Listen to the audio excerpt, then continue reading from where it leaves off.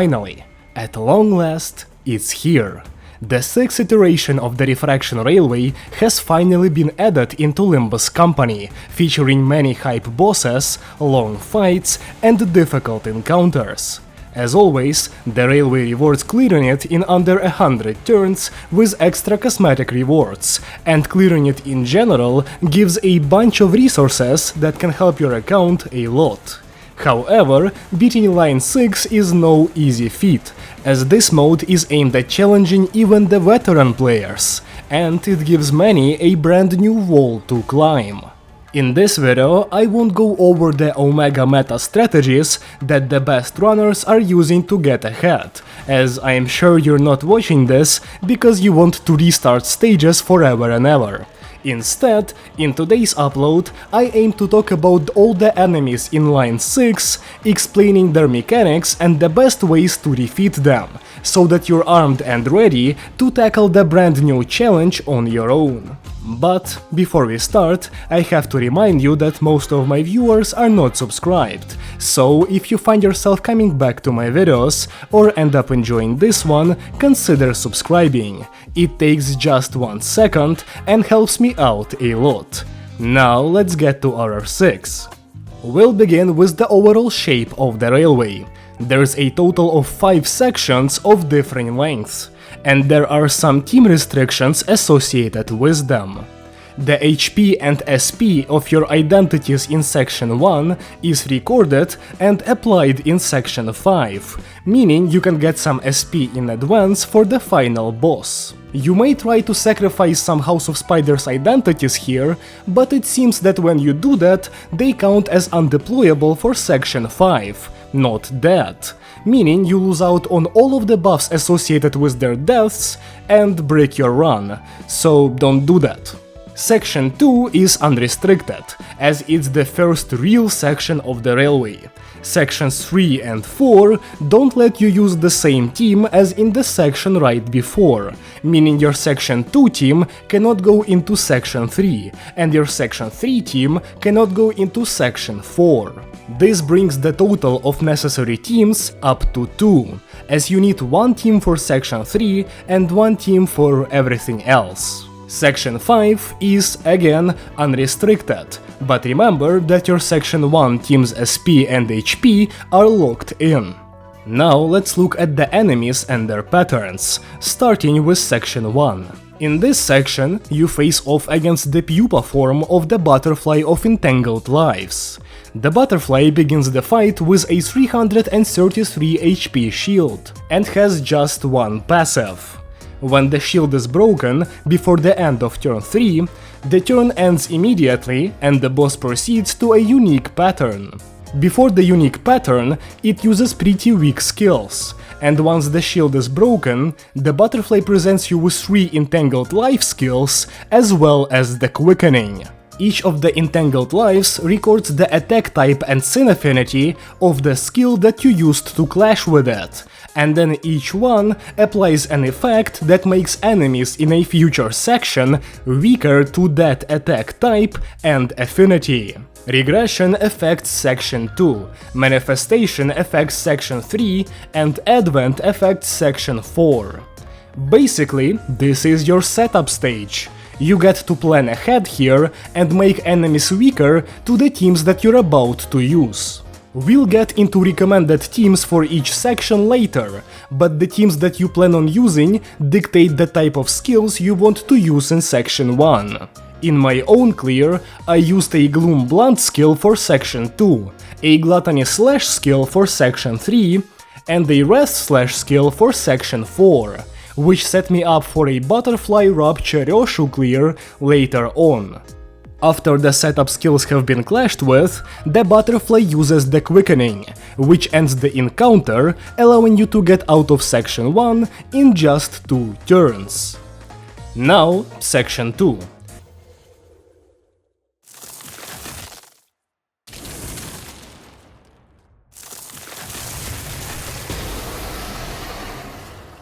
We get to fight the fucking dragon. This section consists of a total of 4 waves, and we'll look at them in order. Wave 1 has us facing off against Refracted Yinglong, a boss with 2 parts and a 7000 health shield.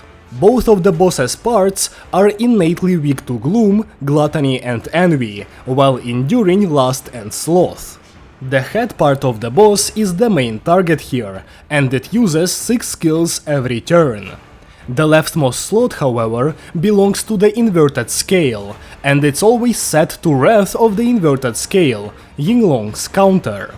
This skill only activates when its part is the main target of a skill though, so your AoE skills will not trigger it. Anyways, the head gains a 7k shield at encounter start, and as soon as the shield is broken, the phase ends, so you're never forced to interact with the inverted scale or its wrath. The head part uses weak skills like Levin Flash and Roar of the Dragon, while also utilizing much more important skills at the same time. The main skill to look out for is the Descending Pin, a single coin wrath skill that you need to win clashes against. Descending Pin spawns a flower burying pin next turn, unless you win a clash against it, and if you do win one, you get to parry the pin back at the dragon, scoring a free 300 true damage against its shield. 2 of these skills are used each turn, meaning you can get 600 free damage over and over again, making the 7k shield fall much faster than you'd first expect. Winning clashes against the Descending Pin is imperative to beating this phase, so you better get lucky on your coin rolls. Another important skill is Draconic Vortex, a Gloom 3 coin skill with another Clash Lose conditional. When you win a clash against Draconic Vortex, you gain Capricious Mercy, an effect that gives 3 speed and 2 clash power, while also expiring when the ally gets hit. The speed manipulation is useful in many compositions, and can help you set up same turn effects, while the clash power allows you to score the much needed Descending Pin clash wins easier. The remaining skills are Gathering Rain and Leavenfall, and both are AoE nukes. Gathering Rain becomes much weaker when you win a clash against it, and so again you want to just outclash the dragon. And Leavenfall is a skill that targets the flower burying pin, meaning if you don't lose Descending Pin clashes, you won't even see it. If you did lose a clash, breaking the pin cancels Leavenfall, so you can do that as well. As for the passives of the boss, Yinglong takes 50% less damage from all status effects, and is unaffected by haste and bind. He also stacks flower burying pins over time, which gives him extra offensive power. And if you hit the inverted scale, that part is removed from the skill slots next turn, and Yinglong gets offense level up and defense level down based on flower burying pins consumed by the counter. The overall strategy for the first phase is quite simple: outclash the boss while doing whatever setup your team requires. Of course, this can be easier said than done, but once you get the ball rolling with a couple clash wins, it shouldn't be too hard to deal with the Descending Pins while breaking Yinglong's barrier. Once you do so, you will enter phase 2, where the dragon wars your team only to show a conveniently placed team of Heisho Envy Pecaculum in his stomach. Yep. Phase 2 has you facing off against the strongest Season 6 identities, as in the entire H-Corp world, as well as Saint-Merceau. Because why not? When you reach Phase 2, Lord Honglu will immediately go for Tears of the Tarnished Blood, and you cannot let him use the skill under any circumstances. To prevent him from using it, you need to outspeed him and stagger him before Honglu can do anything. Of course, with every Heisho present on his side of the board, Lord Honglu gets a lot of speed, so it's pretty typical for him to force you to use Epigritia on this turn. This makes the lives of every low turner a lot worse, but for a casual playthrough, you just need to remember that this button exists. Additionally, you can set up extra haste beforehand with stuff like Bodysec Heathcliff, in hopes of outspeeding Honglu. This actually works quite well with the middle team and Ricardo Heathcliff, and you should keep that in mind at the end of Phase 1. Lord Honglu also gets to cheat death once, meaning you have to get him to 1 HP on turn 1 in order to kill him on turn 2. Another unit that does this is U-Branch Heathcliff, who comes in after you kill 2 enemies. Speaking of killing enemies, when the new Heishous come out on field, as long as Honglu is alive, his passive will proc, making them use an unopposed skill 3 on entrance. At times, this can be trivial, and sometimes it will bring your Knight of Despair Rodion from full HP to stagger in one skill. For a safe clear, I recommend not killing too many Heishous on turn 1 of Phase 2, and ideally just staggering them instead. The other units act as usual and will sometimes use egos.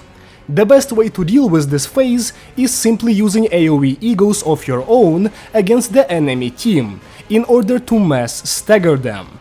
Blunt is a common shared weakness here, and so is Envy.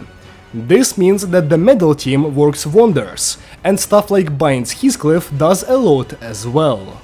Besides the Pecatulum, there's also the Crimson Jade. This enemy begins with a lot of shield, and when you hit it, the attacker gains Dragon Spirit for the next turn, which is a buff that makes your unit take a lot less damage from one skill.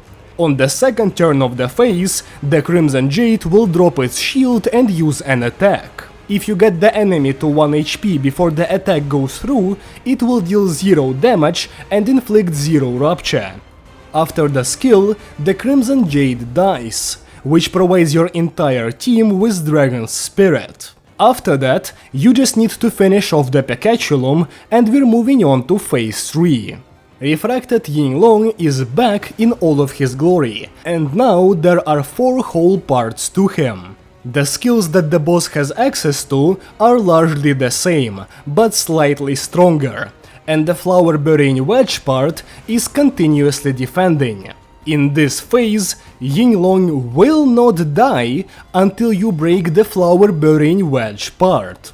And hitting said part can be tricky when the other parts are using powerful AoE skills.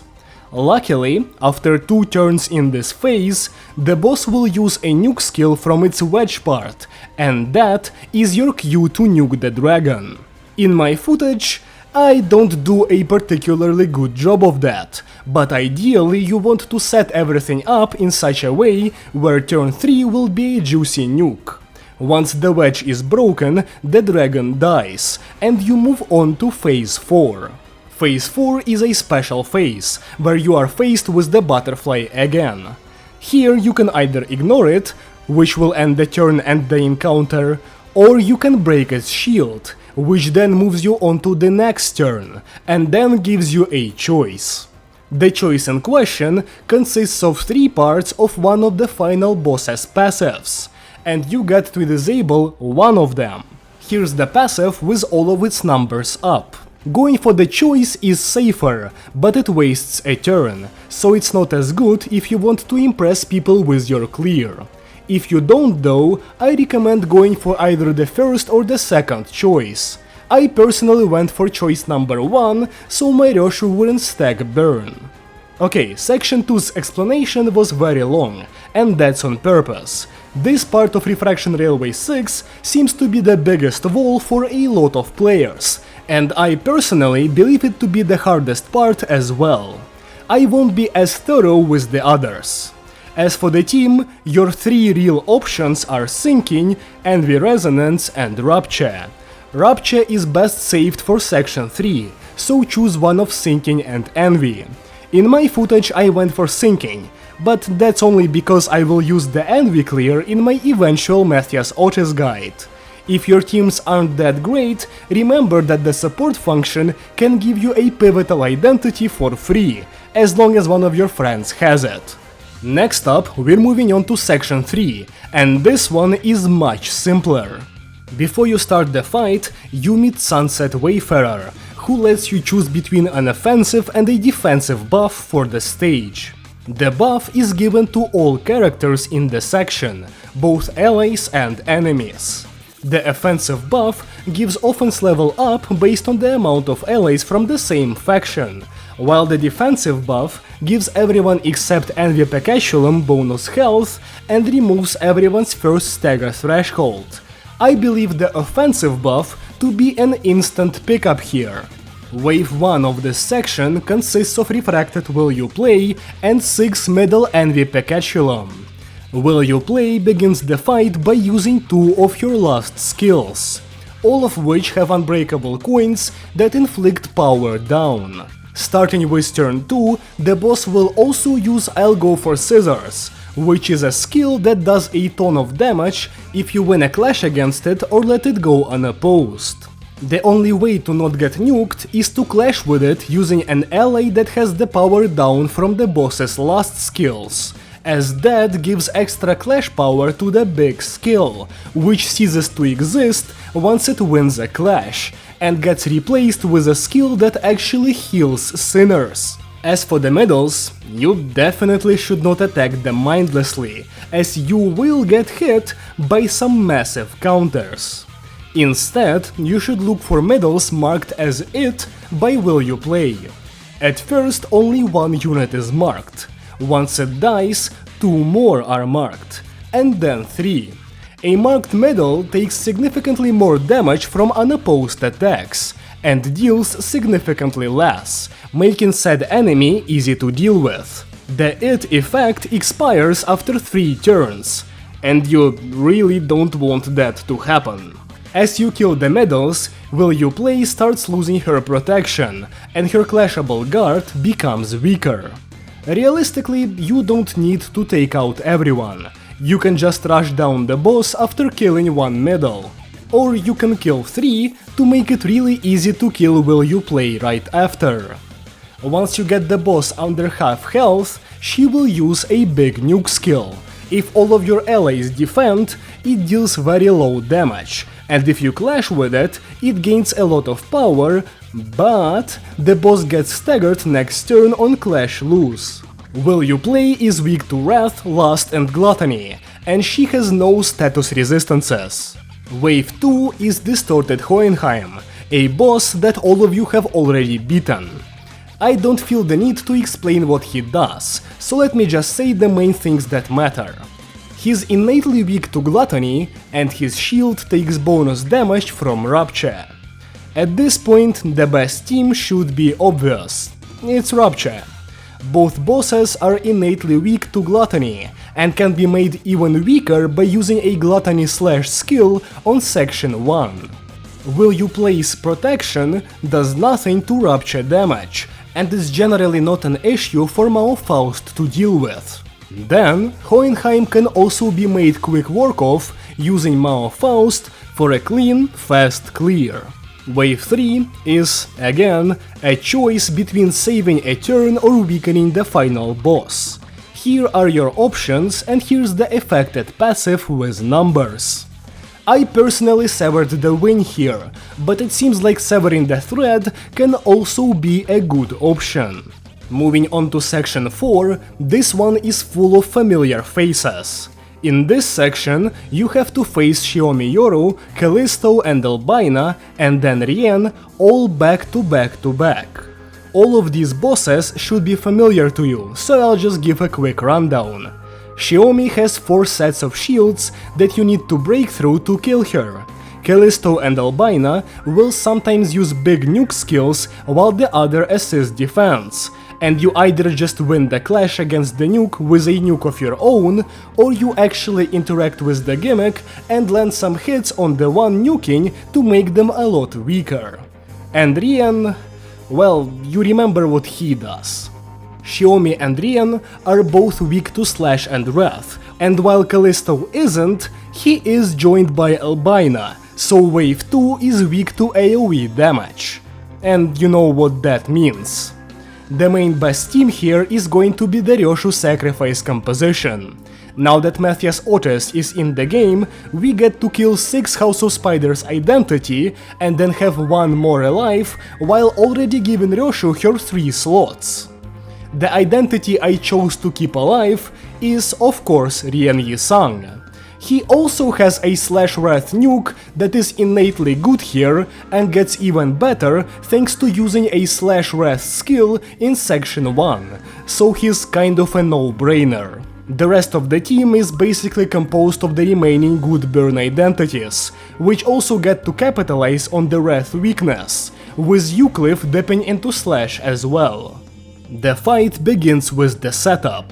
In my case, I went for a pretty slow approach of feeding 2 sinners to Shiomi while evading thrice with Ryoshu. You can incorporate ego usage for faster setups, but I'm playing it safe for now. Also, I compulsively leveled Otis, so I don't have a lot of level 1 identities I could sacrifice quickly with stuff like Thoracalgia. This means that your setup may look different from mine, but the overall gist remains the same. Once Ryoshu is at 3 slots, the madness begins. Shiomi Yoru falls quickly to your base skills. You can use 4th Match Flame for its passive here if you're not using Thoracalgia for setup, but there's no need to unsheath Great Trick. That ego is best used on phase 2, where you can hit 2 people with it. Once you're past wave 2, Sunset Wayfarer is back again with a choice of buffs. The defensive buff is similar, but the stagger removal is replaced with extra resistance against unbreakable coins. The offensive buff this time around is not as potent, with 1 random damage up given to everyone, and a 50% increase in damage for ego skills that match the given sinner's damage up type. While extra offenses are still good for going quick, Rien's red coins hit really hard, so extra health and resistances may be preferred if your team for this section is not that strong. Rien is more of the same, and he will fall to rest/damage like the rest of them. One thing of note here is that both the first and third wave deal insane chip damage with passives and unbreakable coins, so this is a very rare fight where even at a high level you want some healing. In my case, I went for Persuance Merceau, as it heals a lot and easily wins clashes when needed, but any healing ego on a unit you're not sacrificing will work. If you don't have the newest Ryoshu identity or the team to make her work, section 4 becomes a lot scarier. Without a wrath/carry for the section, you will be forced to spend a lot more time here, resulting in even more chip damage. Healing is crucial for this fight, no matter what team you run. Outside of Ryoshu sacrificing, Burn and Bleed could work decently here thanks to their most prominent sin affinities. But do note that Rien resists every status effect in the railway, unlike his story self, which lets Bleed and Burn do full damage. Rien Yisang is still a great pickup for the section, so I recommend having him on the field no matter what team you're running, unless he is killing some kind of synergy. Overall, section 4 is really a chip damage spamming war of attrition, if you don't have Blade Ryoshu, and if you do, it's an absolute feast for her.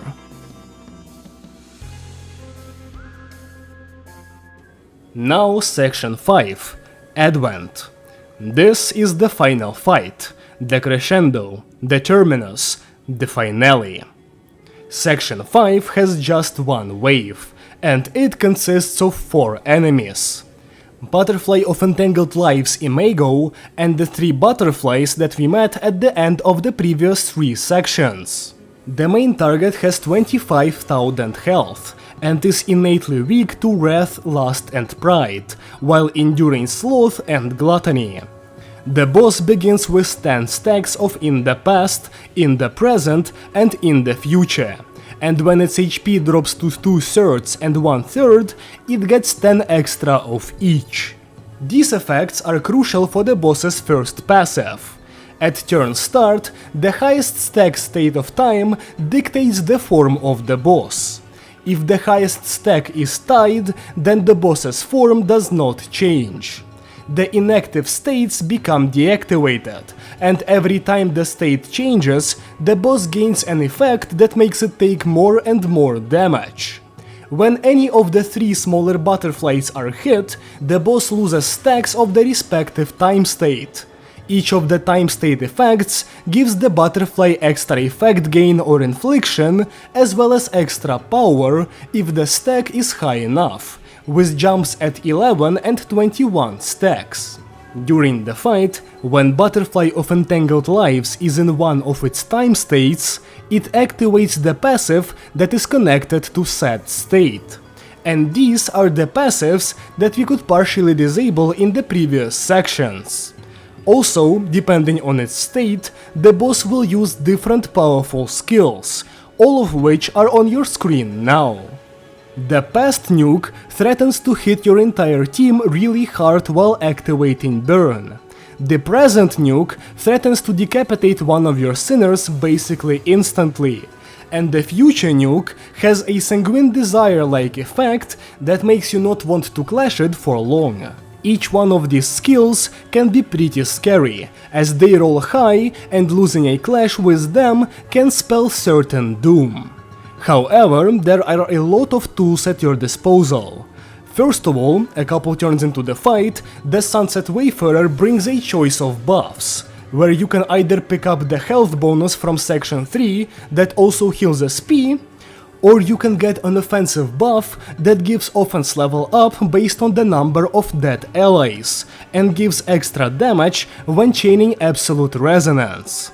If you're running Blade Roshu or the middles here, the offensive buff is made specifically for those teams. If not, I believe getting the defensive buff can be a wise choice, especially if you don't have a super solid composition. In this fight, you want to keep the big boss's attacks at bay while also landing hits on the small butterflies to reduce stacks of time states and keep switching between forms. Every time the boss switches forms, it becomes more squishy, so making sure that a different time state has the highest stack every turn is very useful here. Note that the small butterflies need to be hit as the main target for you to reduce their stacks, and if one isn't hit as the main target, it will get 5 stacks instead. Juggling time states while chipping away at the boss with appropriate skills is a surefire strategy to take the butterfly down without any big issues. Another thing of note is that when the boss starts using its powerful skills, Chaotic Turmoil will also be present.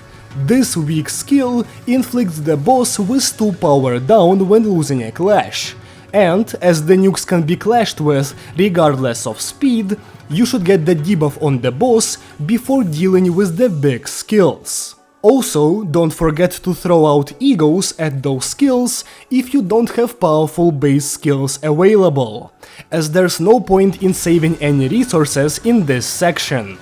Similarly to section 4, I believe healing to be useful here, but maybe not as mandatory as in the previous section.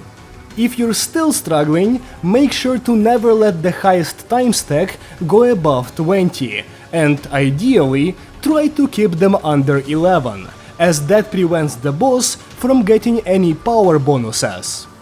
As long as you're not screwing up with the time stacking and aren't losing clashes to the nukes, the boss will fall, although it may take some time. Again, the best team here is Triple Slot Ryoshu with Rien and Burn support. The medals can work well here too. And really, I think this section is less demanding than the last one, so a lot of compositions can see success. And this is pretty much it. That's every Line 6 section explained. Pardon me for the lack of editing and bad audio quality on this one.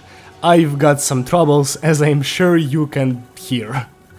As for my personal thoughts, I had a lot of fun with the railway, and I might try getting a score under 50 just to be proud of myself, potentially next week. In my opinion, the hardest sections are by far 2 and 4, as 2 is generally a pretty annoying RNG fest in many ways, while 4 is chip damage hell, where if you don't kill the enemies instantly, you will need to heal up and you're risking facing some terrifying nukes. 3 is basically a Ruina fight followed by Triple H for some reason. And 5 is another long section, but that one feels more like a formality than a challenge. I've seen people be stuck on section 4, but never section 5. And I believe that's because if you can deal with section 4, then you have all the tools you would need for section 5. I hope this helped you even a little bit, and I will be working on the Matthias Otis review next. If you disagree or have something to add, feel free to leave a comment below, and I might read it and respond. If you enjoyed the video at any point, leave a like to let me know, and if you want more like this, consider subscribing. Thank you so much for watching, and I hope to see you again soon. Goodbye!